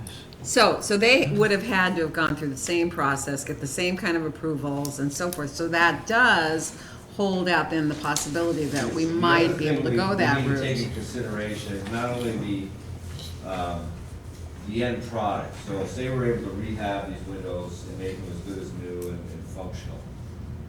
And weatherized? And weatherized, although you're only gonna get so much R value out of a piece of single pane glass. But the biggest concern I believe that we should be looking at is how long it takes to do the project. Yeah. We're 3-4 weeks into a window. Right. Struggling to get a pane of glass. Oh, So at that pace, and it's not one of these large, these are very large windows. We took the first floor window out. We're not dealing with these large single hungs that we have upstairs. And these right here, that would be a monumental task. So you would have to take sections out at a time. Obviously, you can't take all the windows out. You'd have to take maybe 5-6 out randomly around the building, send them off to a shop, and they rebuild them, and then that go from there. seems, So there'd be a long-term very disturbance. expensive. Yeah, it would be a several-year project, in my opinion, to get it completed. And when he says find a new pane of glass, it's not simply just getting a pane of the same size, it has to be a pane of the same size from the same era. So you're looking for 100-year-old panes of glass, and where do you find those? And there are sources for them, but I also have the fear, someone might debate the fact is color, consistency. So if Right. you have a window facing in front of the building, and you're looking back from the monument, and say the glass is more pinkish than whatever the color, I'm colorblind, so I can't tell you, but, not all glass is clear and perfectly clear. There's yellowish glass and pinkish glass, and those are the type of things. Seems like that picture had kind of a greenish tinge, almost, yeah. So, Wait, why do we care about the color? Yeah, right. I'm so confused. Historical standards, well, I by mean, trying to remain I guess if true. someone's looking at City Hall from the front, and you look at say we have two or three broken panes, you look at a checkerboard with a person that has a trained eye for that. I mean, me personally, no, I can't tell the difference, I'm colorblind, but glass can change, vary in color, and particularly glass that, age, it's not going to be as consistent as modern day glass. Does that make sense? No, I lost this So conversation. the aesthetics, at some it point would be the along aesthetics, way. you'd be looking at the It's an building, aesthetical thing, yeah. and you'd be possibly looking at a pane window like this, but different colors, and it would detract from the overall aesthetic of the building. Right, but, so then And that I means, guess- I guess what I'm getting at is hopefully whoever the contract was awarded would take the time to match up the colors, but you're looking Right. for 100-year-old glass to match. That's both right. Size and color and all the other features of these paintings. well, it seems to me, it's just, me editorializing here. But if a museum in town was able to get by with replacement windows, I don't understand why we're going through this agonizing process. Again, this was something that was not, this was handed off, and we were Yeah. trying to get a test window. Yeah, I know, it's not your fault, absolutely not, What but, cost? Yeah, it's a Yeah. question of historical integrity versus cost. I mean, how much money do you want to sacrifice to the fact that the building looks exactly like it did for the past 100 years? Yeah. Zero. I mean, Mike showed you those photos. Councilor McFarland says zero. Yeah. Yeah, very distinguishable from each other. okay. Okay. I don't get it. Any further discussion? Roll call? Counselor Armstrong? Yes. Counselor Kelly? Yes. Counselor Gibbs? Yes. Counselor Ensel? Yes. Counselor McFarland? I'm gonna abstain. I still don't really know what we're talking about. Counselor Moore? Yes. Resolved in accordance with the request, therefore the common council approves the city Chamberlain to revise capital project H5110.65, 2018 Arnie Pavone Memorial Parking Plaza to include additional costs for engineering design work, a pre-demolition asbestos survey, and establishment Right. of bid specifications for the completion of the project. But we don't have an amount here, should we? No, it's just, It's about 44,000 more. is that it? It's important to note that that's money that the council is already okay spending. This is just adding it to the original cost of the Oh. capital project, because all it included was the original purchase cost of the Glens Falls parcel. Okay, gotcha, We should this have a is what we did motion and a last week. second on this. sorry. Part of it, yeah. Moved by So moved. Councilor Kelly, second by Councilor Gibbs. Discussion? You were eager, I was. and that's good. So this money has already essentially been budgeted? Yes. Or It's been just- approved by the Yeah, it's been council. approved by the council. Richard, you're shaking your No, head. it's not in the capital plan, and it wasn't in the parking budget either.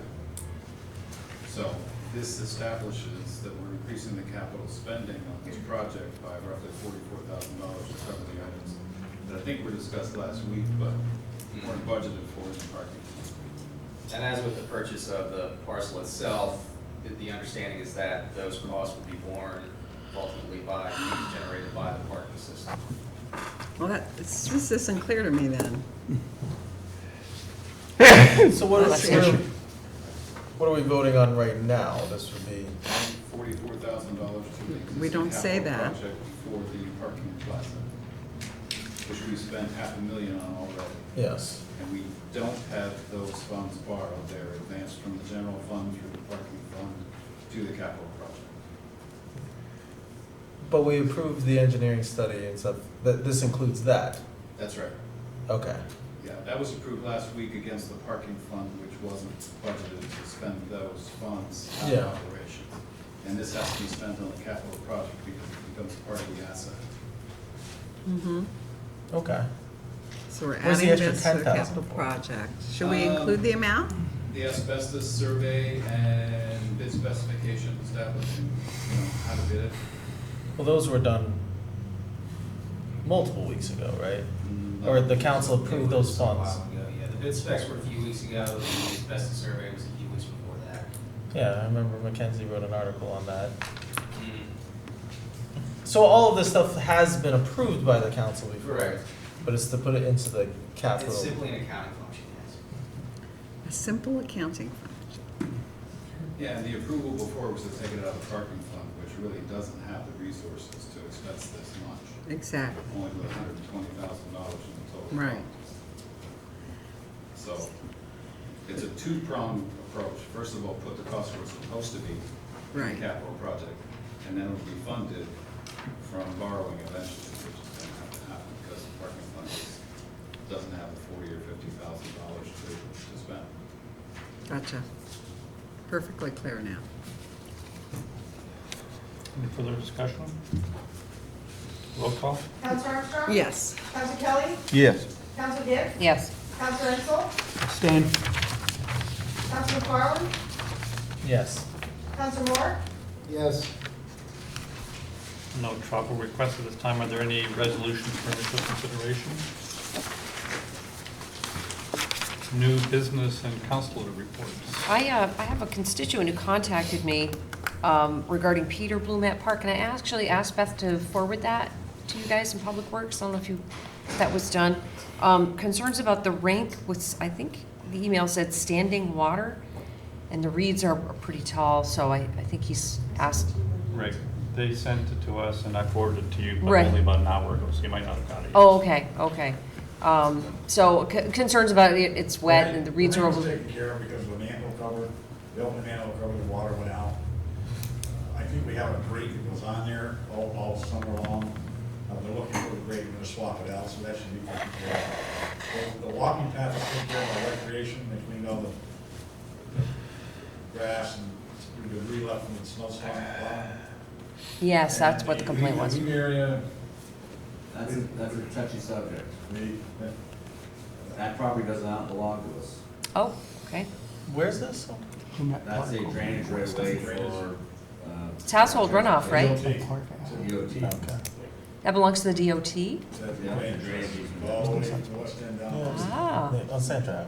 We have, in the past, occasionally trimmed those areas back, but you also have certain constituents that don't like us trimming the cattails down. They like it because of the privacy issue. all right, so what should how should I answer this constituent about the reasons? There's nothing that we can The do. first two issues were taken care of. Right, and then the This- reeds. The weeds, we'll have to take a look at.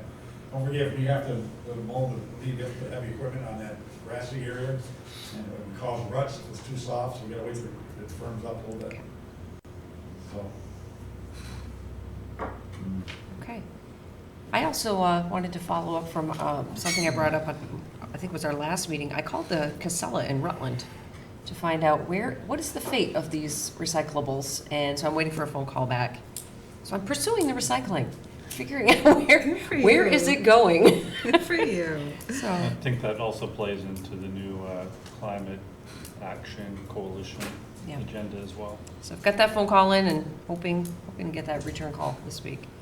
Thanks, Elizabeth. Mm-hmm. Councilor Hanson? Mayor, yeah, I alerted you to this. I got a constituent asked me about the reassessment, and I guess they did some research, I don't know, because I went back and I looked at my reassessment letter, that the reassessment shows that there's actually a decrease in value of the land and an increase in the value of the structure. And found that a little alarming, since we have very little Land. available land in the Yeah. city to develop, that the land is in essence depreciating then, and the structural values are appreciating. It seems to, I mean, you as an economist, it seems to kind of go against anything regarding supply and demand. Well, is that on residential or commercial? Residential. Really? Too. I noticed that some residentials were increasing, but commercial, all of No, them. but I mean, this would be assessment, this was actually a breakdown, the value of the land, the property itself, not just the structure. Yeah. The assessment was raised with the structural element of the assessment was raised, but the land value decreased. I know every commercial property I looked at, the land drastically decreased and the structure increased for the assessment to stay exactly the same Mm. in every single one I saw, which was like 5 or 6. Still, I think, You know, Councilors McFarland and Moore are also economists, so Yeah. you kind of, you're surrounded, but I know that Councilor McFarland is quite interested in this issue, and the land price itself is very sensitive to population. That's the one that goes up and down with population, structure is less, so but you're not the first person to observe that. We should see, and I don't know if it's appropriate to have our county assessor come and explain this to us. Certainly, there is a firewall between the governing, the elected officials and the assessor. But I think that's a legitimate question of assessment that maybe he could come and talk to us about it. yeah, I think. I think there's a public interest. Yeah, and if anyone remembers, I said at the last council meeting, I had a meeting with him scheduled for Tuesday. Unfortunately, after Thursday, I got an emergency hearing for one of the children I represented scheduled for that time, so I had to cancel, so I was never able to speak with the assessor about it. So I'm still pretty interested in finding out, so he wants to come in, so, but. I think it would be helpful to hear from them. Yes.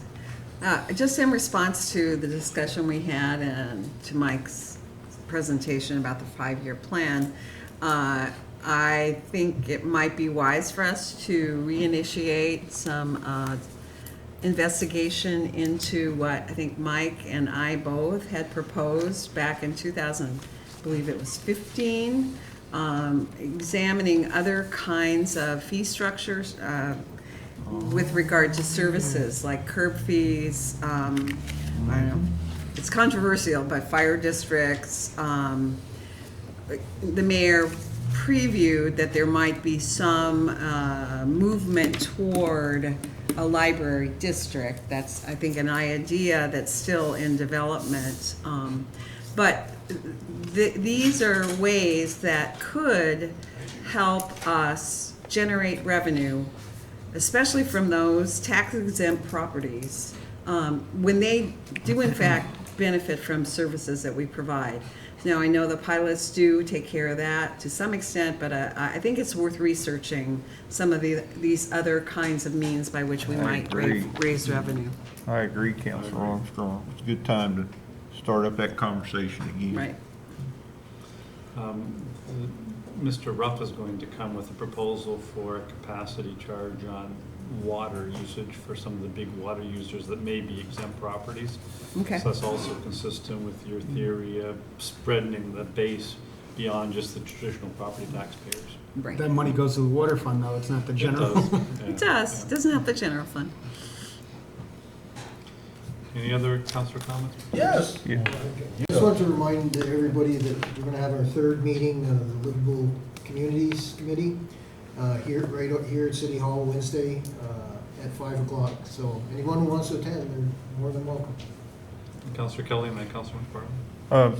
I had a constituent who lives on Walworth Street contact me, and she's thrilled that Walworth Street is on the list of streets to be paved this year. Yes. So she's very grateful to the DPW for doing that.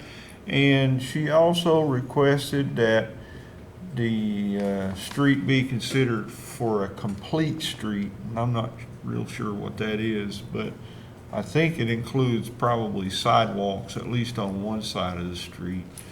So I wondered maybe if that was in the plans. Not if it wasn't Not existing. this time, no. No, just repaving. In fact, we just went in and did some patching. It was really bad, we had to go patch it up this week. I think one side of the south end of Walworth Street might, where there are homes, may have sidewalks Small already. section, yes. So I don't know if you can do anything to improve those as you're working, but it would be appreciated. We'll look at that. And then, of course, last but not least, it would be appreciated if, while paving Walworth Street, you could go around the corner to Pine. That may be wishing beyond wishes, A so. humble request. Anywhere pay from today all the way down All right. Yeah, yeah. You're being recorded right now, so. That would be better, wouldn't it, Michael? Okay, thank Councilman you. Farland? Yeah, a few. Jeff mentioning his committee meeting made me remember that I did want to say something about MLD, and I believe we're having an MLD meeting this month on May 30th. Is that correct? There you go. So make sure to mark that on your calendars. By the way, I had in my notes that I was going to ask if you wanted to summarize what happened at this week's parking committee meeting. Oh, sure, I can do that. So, Concisely. well, there we go. I wasn't there for most of it, the first half, so I think I haven't watched the video yet, so I can't tell you about what happened in the first half. There was a robust discussion on at least my ideas. The committee didn't adopt them for what we should do with on-street parking. I think that's a very important subject. In Maybe terms the of most relative important. fees between on and off. Well, no, before getting rid of the 2-hour parking minimums and how we should establish an on-street parking system. And I think we should do that even if Durkee Street lot stays exactly how it is.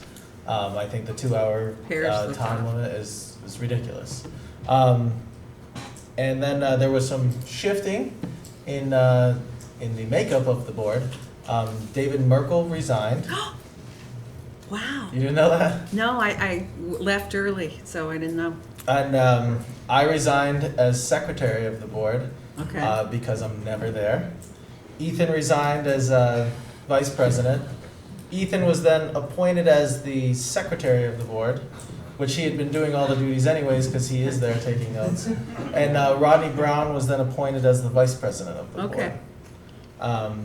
So Well, can I summarize a comment he made?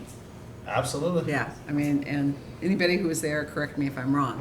What I appreciated about what Rodney said was that it seemed to him that there had been too much discussion devoted to the merits of the development of Durkee Street parking lot plan, and that they seemed to be, they needed to go forward in developing plans for parking and carrying out the mission that the council had conveyed to them. And so coming from Mr. Brown, I thought that was a really valuable statement to make, and I, as an observer, I felt like I wish I had been able to stay and address the parking committee and say, please, figure out a timetable. And what plan is it? What is the shape of the plan, and then what is the timetable for instituting the plan so that we can have a clearer, view of what's ahead. So. Yeah, and With that- I think that's important because the biggest problem with is that quite a lot of members seem to disagree with the need for the parking committee to exist rather than focusing, because the parking committee has a lot of very important tasks to do, and they've kind of been put on the back burner, but there's so much things that the council just cannot do. We don't have the time Well, that was a to question. devote, all this time to parking. We don't have the time for everybody in the council. As a to matter of study fact, parking. Mr. Rotelli brought up the point of why the council isn't doing this, why is it their mission? So that was another way of clarifying, exactly what role they should play relative to what our duties are. Do we as a council have to make a new appointment to the parking board? So the infrastructure committee, will replace him. Mr. Merkel was on there as one of the two that are downtown landowners. Right.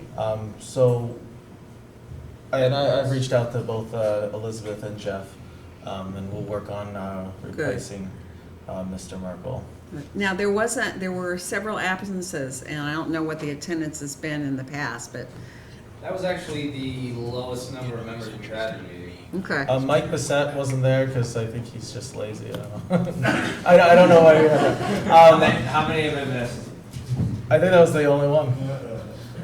I just wanted to josh with him a little, but Marion Buckle-Ryder, I know she had some family issues. Yeah.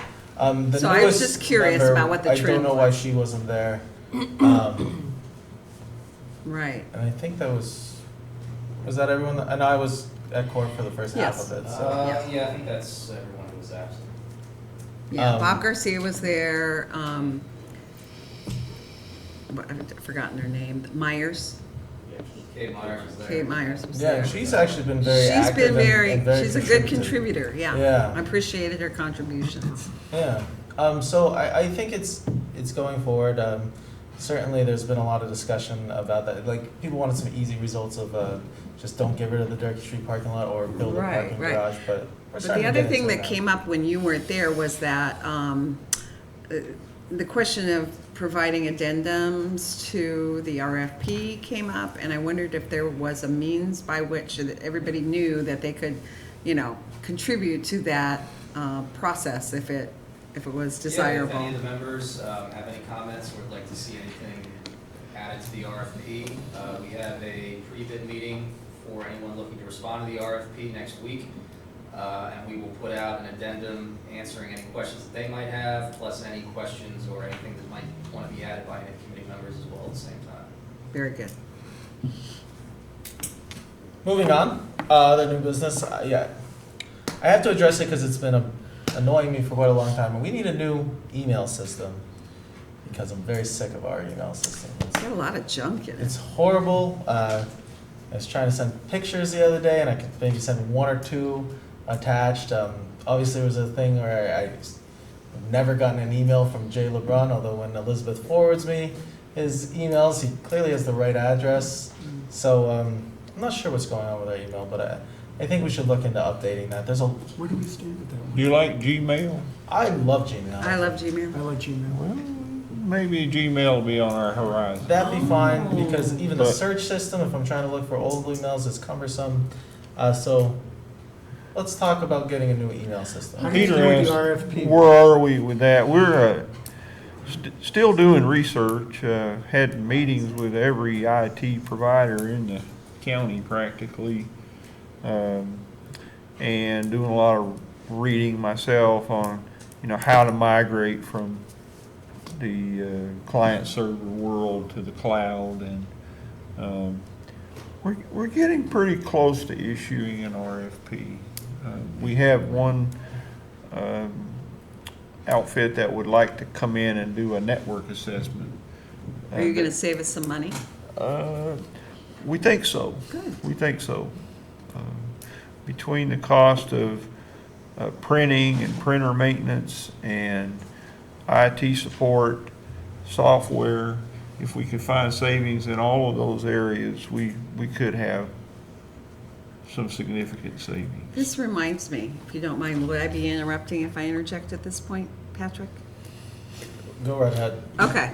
At the Open Gov meeting, one of the, as I said before, we were talking about how we would budget for this, or, whether it could be an expenditure we make in the middle of the year that's not budgeted. And Mike, you brought up that there are conversations going on regarding the future of some of our hardware, right? And would you mind giving a little glimpse of that? Well, Because that you presented that as a reason why we really probably couldn't invest in that kind of software this year. Microsoft has sunset Windows 7 for January of 2020. Right. So that means any user of Microsoft products who expects to get support will have to buy new licenses, and in several cases in the city, they'll have to buy new hardware to support this new version of Microsoft. So we could, in that case, we could be talking about $800 per unit. For how many units? Do you know how That's not your many, bailiwick, Mayor, or how many?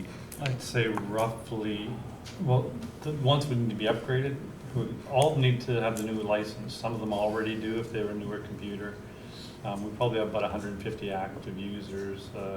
Maybe 100 of them are really active. So we're trying to get a census of who actually uses their computers and how much, and that's going to be part of this analysis. But yeah, the conversion costs are going to be significant. So this really is the time to figure out whether we stick with this system or move to another, because that, you're right, January 1 is that date that we'd have to incur all these additional costs.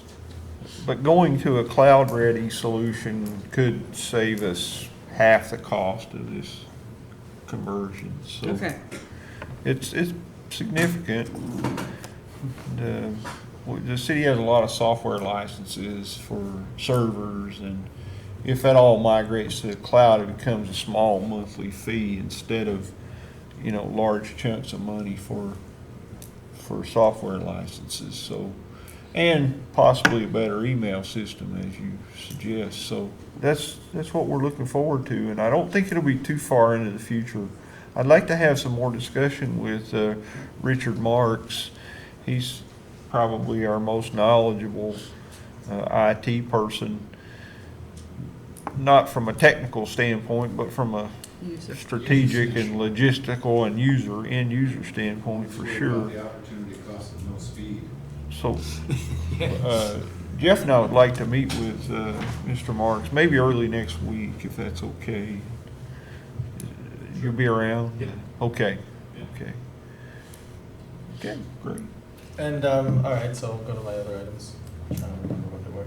Oh, yes, a couple weeks ago, I brought up a constituent issue about the crossing of the railroad at Miller Street. I'm wondering, did you guys like that sign she proposed, or do you know where we are on that?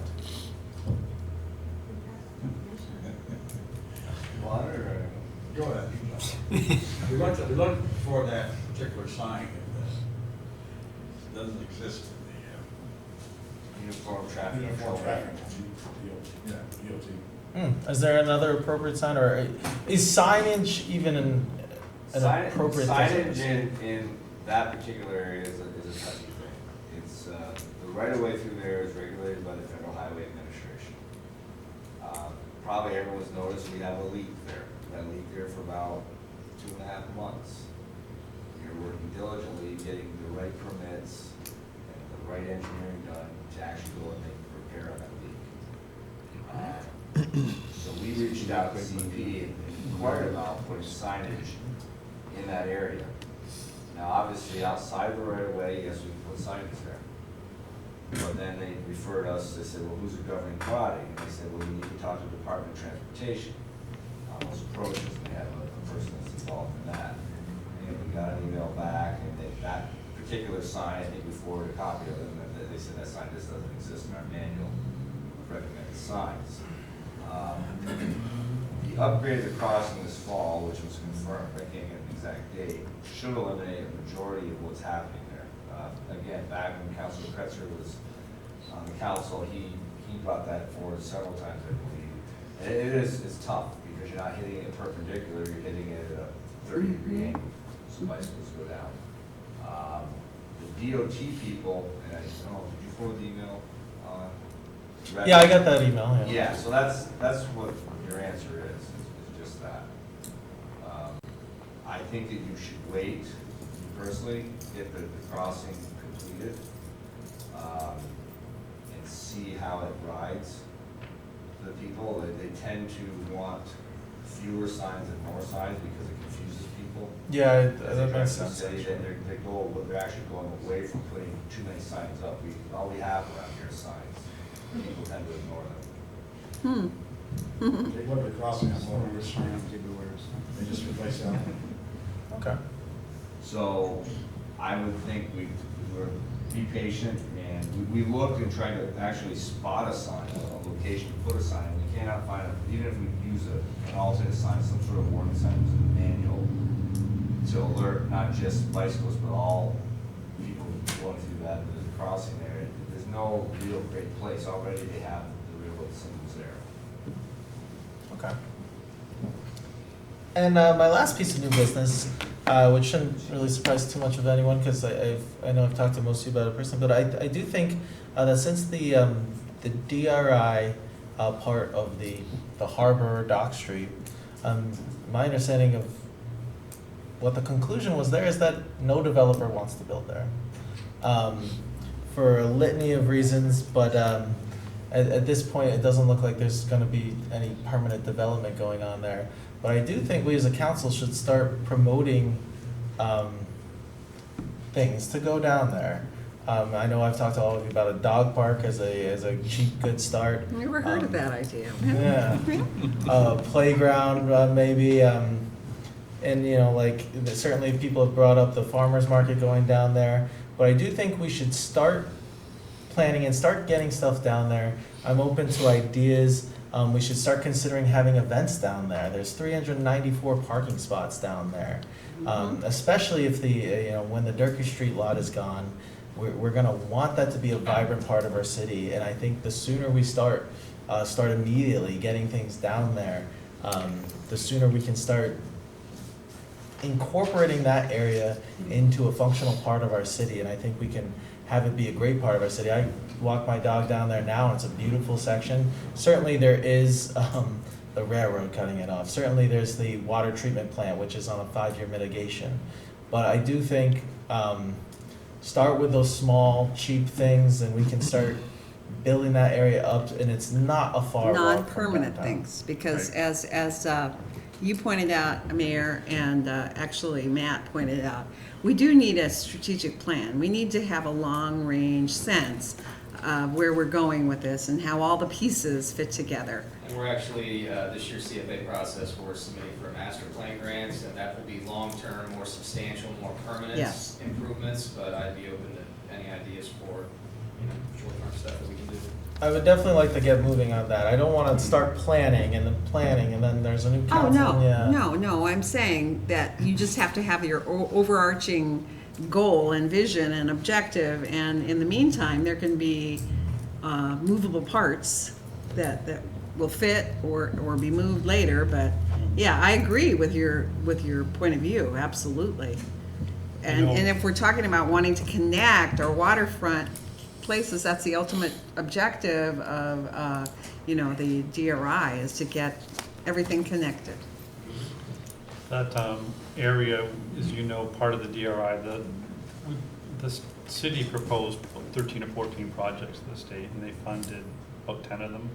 One of them they only funded partially. That was the exploration of Harborside. They said this is a great idea. It's not quite right for funding yet, but we're going to give you a couple $100,000, $120,000 might have been, to do a plan, see if there's any development potential down there. That was commissioned. He couldn't find anybody interested in developing, but part of it was the chicken and the egg thing. There's nothing down there. Why would anybody want to develop down there? But if we could show that there's interest in people going down there, if there's a farmer's market down there, there's a nice marina down there might be more interest in the future.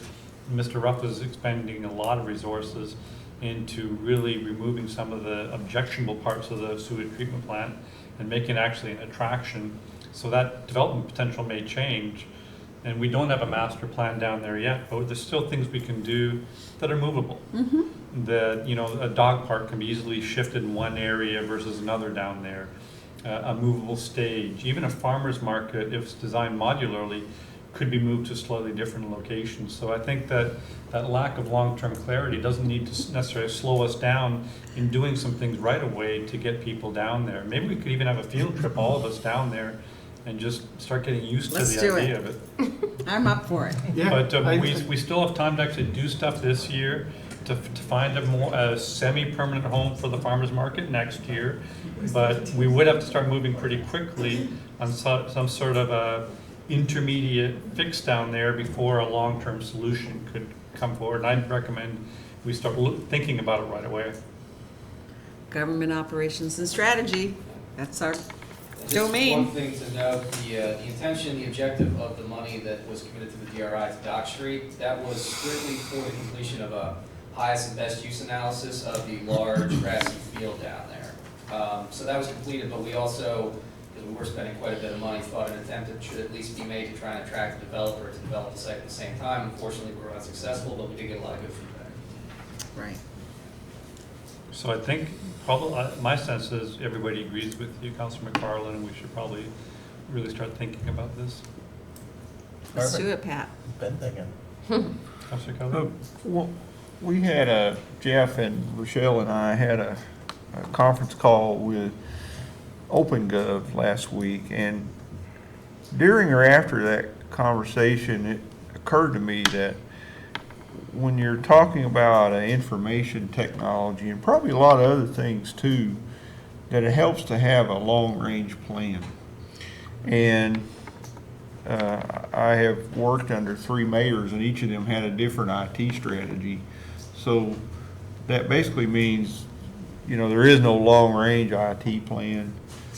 So it made me think that, is there a way, much like the 5-year budget plan, that we can institutionalize long-range plans, not just for IT, but for any of our city operations, and have them stick? Politics makes things fragmented, so that you get some really good results for 4 years, but you might need 10 years to make the kind of change you want to make. So I just wondered if there's something in the charter or something we as a council can do to ensure that there's some longevity in some of these strategies going forward. Something to think about. It's something that the governance committee is a natural to try to look at that long-term strategizing. Agree? Yes. But you'll help us, right? That was healthy discussion. Maybe we can see if we can organize a field trip. It would have to be, since it would involve all of us, it would have to be some sort of an open meeting kind of forum, but we'll try and get all your schedules together, by the way, and start doing that. And I think that we put a lot on the plate of your committee now for some long-term strategizing as well. So I know your committee meeting is probably coming up in another couple of weeks. So Right. Let's try and get some of these things, these thoughtful things going before we run out of time and get immersed in all the other things that we're going to have to deal with in the summer and the budget and all that kind of stuff. Good. Any other council reports or new business? Yeah, I just have 4 more things. Whiz. I don't have anything. That was No, I'm done. That was a humor. joke. That was an attempt at humor. Well, seeing none, are there any closing public comments on any issue of mutual concern this time? Seeing none, do I have a motion to adjourn? Moved by Councilor Gibbs, second by Councilor Ansel. Roll call. Counselor Armstrong? Yes. Counselor Kelly? Yes. Counselor Gibbs? Yes. Counselor Ensel? Yes. Counselor McCollum? Yes. Counselor Moore? Thanks, everybody, for coming tonight. Thank you. Why is this thing back so far? Coming down my way, I think. Thank you for coming.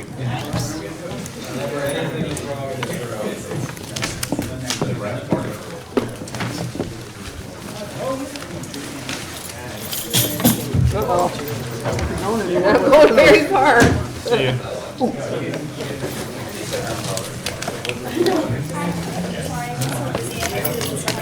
All right. Bye, Mike. Yeah, why don't you talk to Beth? You can figure out Monday, Tuesday. Night, thanks. I gotta sign off my Google account. Oh, okay. I think the table got pushed back. It did, yeah. Ethan, did you put that table back? Yeah, well, that's why none of them. Yeah, because they can't get out, that's why. Sorry. Well, I figured that was what it was.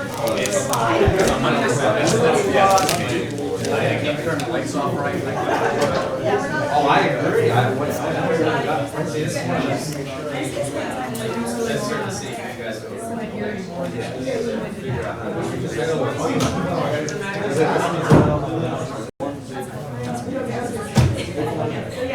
Fire department always puts in budgeted item or emergency. They really want me to sign the suckers, don't they? Yeah.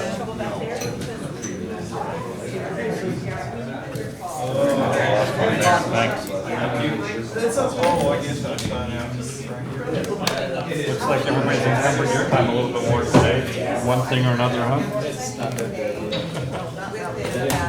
Pretty readily available.